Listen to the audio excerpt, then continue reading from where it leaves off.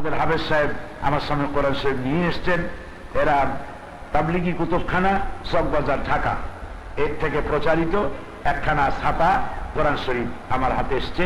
এর মধ্যে আমি দেখতে পাচ্ছি সূরা ইউনূসের নকশা, আনামের নকশা, তারপরে বিভিন্ন নকশা এর মধ্যে দেওয়া আছে। আপনারা বিশ্বাস করুন, এটি সম্পূর্ণ সুস্পষ্ট বিদআত। এই ধরনের তাবিজ ব্যবহার করা মুসলমানদের জন্য আদৌ জায়েজ নেই।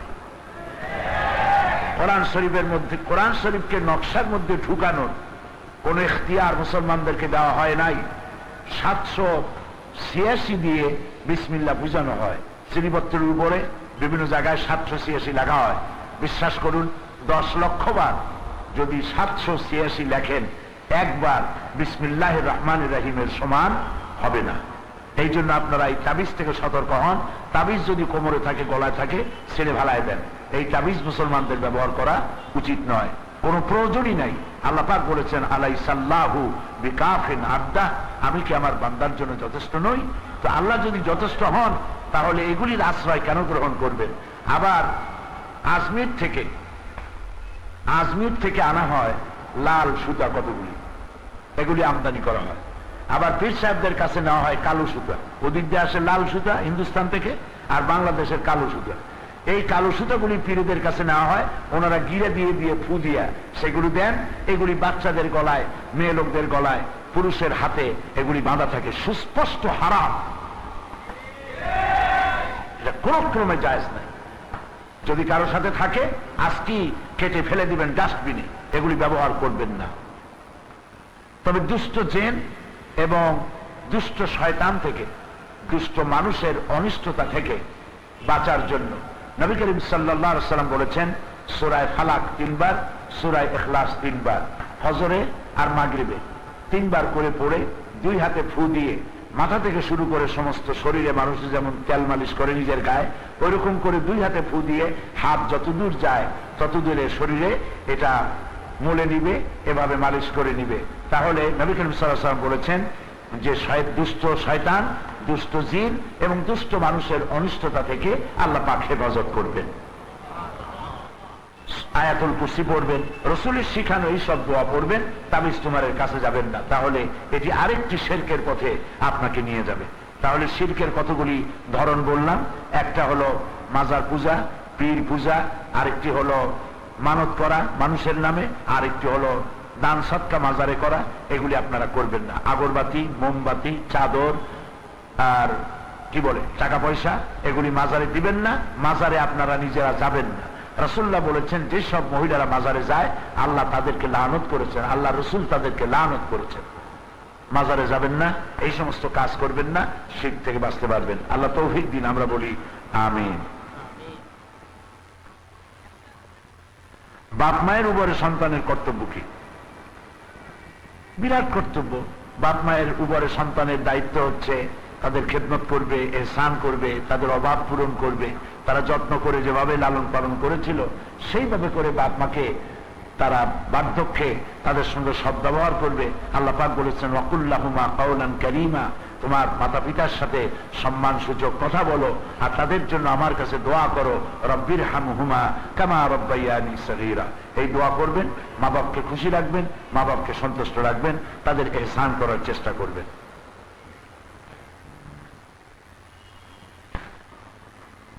যেসব মেয়েদের বিয়ে হয় না, তাদের জন্য ইসলামের, সমাজের বা অন্যান্যদের কি কর্তব্য, বা সেসব মেয়েদের কি করা উচিত? শুধু মেয়ে কেন, ছেলে এবং মেয়ে যাদের বয়স হয়েছে, বিয়ে হয় না, বিবাহের জন্য মা বাপের আত্মীয় স্বজনের চেষ্টা করা উচিত। বিবাহ হলে পরে ইমানের অর্ধেকটা পুরো হয়ে যায়, তা না হলে ইমান অর্ধেক থাকে। ইমানকে হেফাজতের জন্য ছেলে হোক মেয়ে হোক, বয়স হয়ে গিয়েছে, বিবাহ হচ্ছে না দীর্ঘদিন, এমন অবস্থায় ছেলে বা মেয়ে মাঝে মধ্যে রোজা রাখবে এবং আল্লাহর কাছে দোয়া করবে। আর এই অবস্থায় যারা পড়েছেন তাদের জন্য আমরাও দোয়া করি, আল্লাহ যেন তাদের বিবাহকে ত্বরান্বিত করে দেন। স্বামীরা খারাপ পথে চললে এবং তাতে বাধা দিলে, যদি তারা খারাপ ব্যবহার করে, তখন স্ত্রীদের কি করা উচিত? আপনারা সবর করবেন। আর খারাপ ব্যবহারটা যখন তার রাগ কমবে, তখন তাকে বিষয়টা বুঝিয়ে বলবেন যে খারাপ ব্যবহার করা মুসলমানদের কাজ না, ভালো ব্যবহার করো। মেজাজটা ভালো হলে বলবেন, কারণ হলো তার মেজাজ আছে খারাপ, সে আপনার সাথে খারাপ ব্যবহার করতেছে। এখন আপনিও যদি খারাপ ব্যবহার শুরু করেন তাহলে এর পরিণতি যা হবার তাই হবে। সেই জন্য স্বামী যখন রাগ করে চুপ করে থাকাই ভালো। যখন রাগ তার পড়ে গেল তখন আপনি তাকে বুঝাতে পারবেন, বলবেন যে তুমি যে রাগারাগিটা করলা, আমি তোমার অর্ধাঙ্গিনী, আমি তোমার স্ত্রী, আমার সাথে এই রাগারাগি করা কি তোমার উচিত হয়েছে? এই আচরণ কি করা ঠিক হয়েছে? কোরআন শরীফ বলেছে ওয়াকুলু লিন্নাসি হুসনা, মানুষের সাথে সব ব্যবহার করো, ভালো ভালো কথা বলো। আল্লাহ বলেছেন ভালো কথা বলো, তুমি আমার সাথে খারাপ কথা বললে কেন? এইভাবে করে যদি আপনি বুঝান তাহলে ভালো হবে। বুঝাতে চেষ্টা করুন, এবং বুঝানোটা অভিমান দিয়ে নয়। নিজেকে কখনো স্বামীর সমকক্ষ মনে করবেন না। নিজেকে স্বামীর সমকক্ষ মনে করা একটি মারাত্মক ভুল। এবং তাকে আপনি যতটা নিয়ন্ত্রণ করতে পারবেন ভালোবাসা দিয়ে, অভিমান করে রাগারাগি করে নিয়ন্ত্রণের কিছুই করতে পারবেন না, বরং এর পজিশন আরো খারাপ হবে।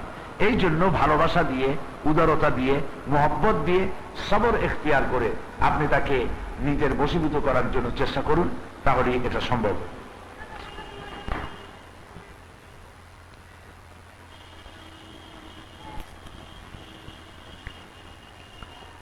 আল্লাহ লেখা সূরা আর রহমান, ইয়াসিন সূরা লিখিত স্বর্ণের চেইন এর লকেট ব্যবহার করে সেটা নিয়ে টয়লেটে প্রবেশ করা যাবে কি? আপনার নিজের বিবেক কি বলে? এই ধরনের লকেট ব্যবহার করাই ঠিক না। কারণ হলো এটা আল্লাহর নাম লেখা আছে, কোরআন শরীফের আয়াত লেখা, আল্লাহর বাণী লেখা, এটা আপনার শরীরে লটকানো আছে।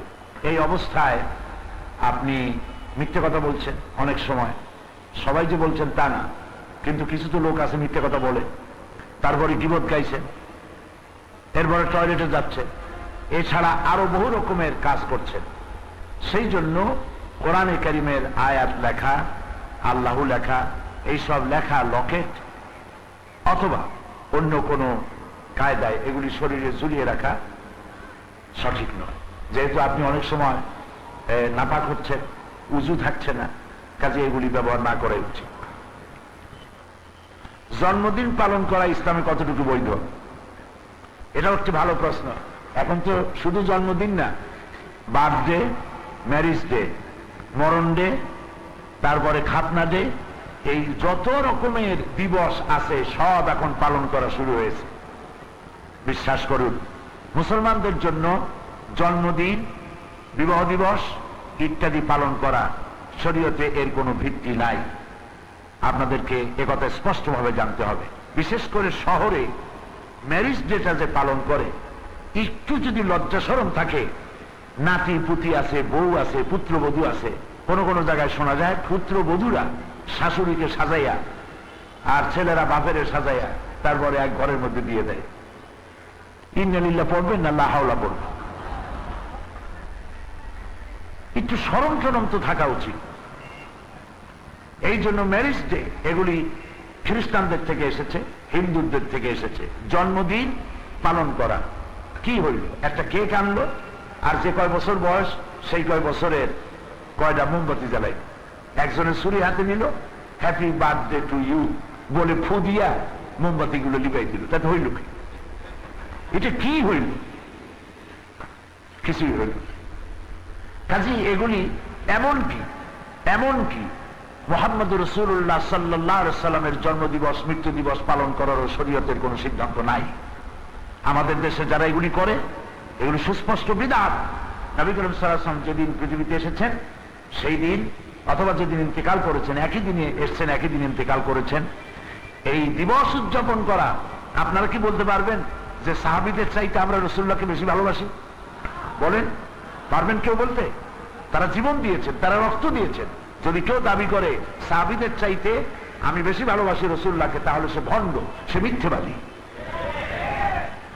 তো সাহাবায়ে কেরাম তারা তো নবী করিম সাল্লাল্লাহু আলাইহি ওয়াসাল্লামের জন্মদিবস, মৃত্যু দিবস পালন করেন নাই। এই জন্য জন্মদিবস, মৃত্যু দিবস, বিবাহ দিবস আর এই জাতীয় দিবস পালন করা মরলে পরে কুলখানি আর 40 এর সবগুলো বিদআত, শরীয়তের কোনো ভিত্তি নেই।